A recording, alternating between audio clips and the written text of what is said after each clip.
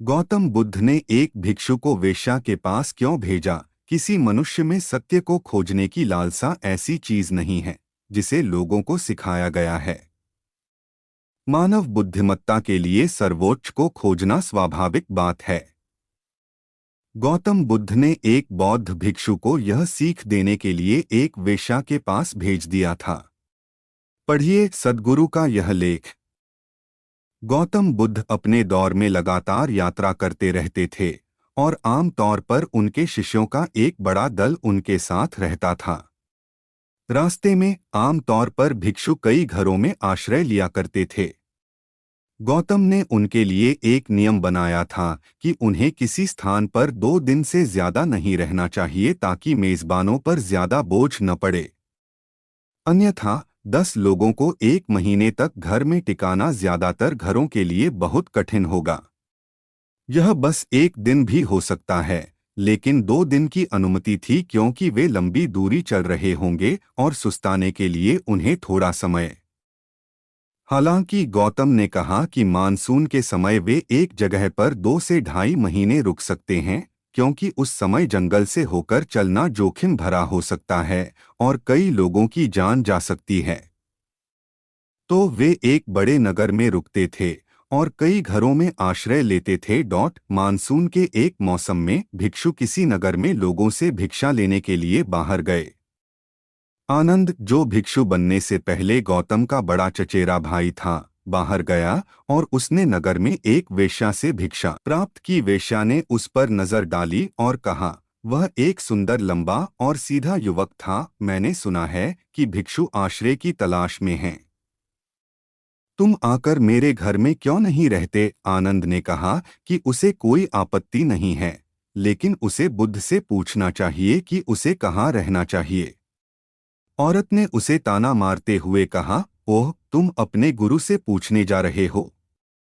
जाकर उनसे पूछो, देखते हैं कि वे क्या कहते हैं। आनंद ने दिन में जो कुछ इकट्ठा किया था उसे लाकर गौतम के चरणों में रख दिया और फिर पूछा, इस स्त्री ने मुझे आमंत्रित किया है, क्या मैं वहां रह सकता हूं? गौतम ने कहा, अगर वह तुम्हें इतने स्नेह से आमंत्रित कर रही है तो तुम्हें वहां जाकर रहना चाहिए। जब उनके आसपास इकट्ठा हुए नगर के लोगों ने यह सुना तो शोर मच गया।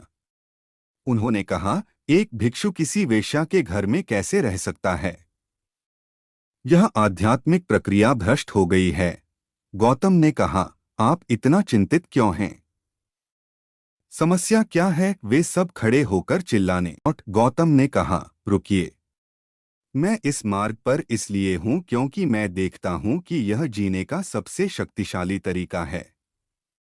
लेकिन आप लोग मुझे बता रहे हैं कि उसके तरीके मेरे तरीकों से ज्यादा शक्तिशाली हैं। अगर यह सच है तो मुझे भी जाकर उसके साथ रहना चाहिए। अगर आप सच्चे साधक हैं तो इसे वैसा ही होना चाहिए। अगर आप किसी को अधिक ऊंचा पाते हैं तो आपको उसके लिए जाना चाहिए। फिर भी कई लोग चिल्लाते रहे और उनमें से कई चले गए। आनंद जाकर वेश्या के घर में रहा। मानसून ऋतु होने के कारण ठंड हो गई और भिक्षु पतले वस्त्र पहने था, तो वेश्या ने उसे ओढ़ने के लिए एक सुंदर रेशमी कपड़ा दे दिया। उसने खुद को उससे ढक लिया। लोगों ने यह देखकर कहा, देखो, वह जा चुका है। उसने अच्छा भोजन बनाया और भिक्षु को परोसा और उसने खाया। शाम को उसने भिक्षु के लिए नृत्य किया। उसने बैठकर बहुत सावधानी से, पूरी एकाग्रता से नृत्य को देखा। जब लोगों ने संगीत की आवाज सुनी तो उन्होंने कहा, बस यही बाकी था, वह खत्म हो गया है। चीजें चलती रहीं। जब बरसात रुकी और जाने का समय आया तो आनंद गौतम के पास आया और उसके साथ एक स्त्री भिक्षु भी आई। किसी मनुष्य में सत्य को खोजने की लालसा ऐसी चीज नहीं है जिसे लोगों को सिखाया गया है। मानव बुद्धिमत्ता के लिए सर्वोच्च को खोजना स्वाभाविक बात है। अभी वे किसी चीज में फंसे हो सकते हैं, शराब, नशीली दवाएं, सामाजिक नाटक या किसी दूसरे से बेहतर होना, लेकिन उनकी आकांक्षा सर्वोच्च के लिए है। हमें उन्हें बस इतना समझाना है कि बेहतर सर्वोच्च मौजूद हैं। मेरा वीडियो अच्छा लगे तो कृपया लाइक, शेयर और सब्सक्राइब भी करें।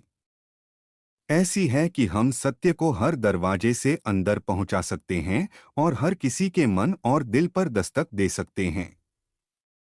ऐसा पहले कभी संभव नहीं था। सत्य की आकांक्षा और सत्य की खोज को धरती पर मुख्य ताकत बनाने के लिए यह अब तक का सबसे अच्छा युग है, क्योंकि हमारे पास ऐसे साधन हैं जो पहले किसी के पास नहीं थे। आइए इसे कर दिखाएं।